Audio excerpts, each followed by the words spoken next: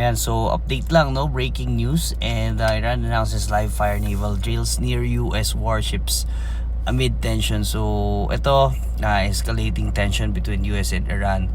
And this could have an impact especially with the safe haven assets like gold, and especially as well with oil. So yan, kung nagpapagasolina ka, yan, magpagasolina ka na ngayon, because on Tuesday sigurado mong i-spike ka, because as we can see, the oil market, no, is going up. Okay, so yan, pakita lang natin, no, this is US, this is oil. And again, it went up to 2.19% in just one day. So that's a very big jump. And as you can see, layo na ng price niya sa mga moving averages natin. And it has gone up so fast as well. So with war threats, no, oil is number one when it comes to these kind of tensions. Like nung sumipa yung Russia and Ukraine, so yun, oil went up.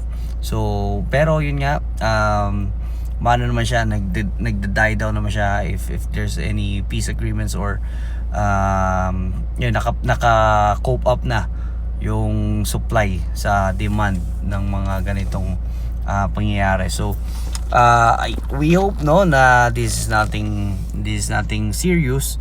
And syempre we want peace, and there should be peace agreements as well. But if we are going to trade this, we can expect safe haven assets to go back up. So ayun,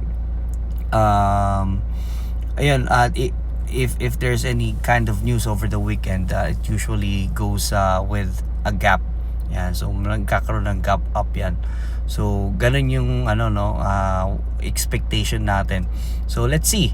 Sometimes it's not serious, and traders and investors are kind of exhausted right now with the safe haven assets going up. So it may or may not have effect by Monday, pero over time, no, if this escalates and yung tumagal yung mga ganitong eksena, so we can expect na again oil and safe haven assets will eventually go up. Not just gold, silver and platinum can go up as well. So let's see, no, over the weekend, next week, or by Monday.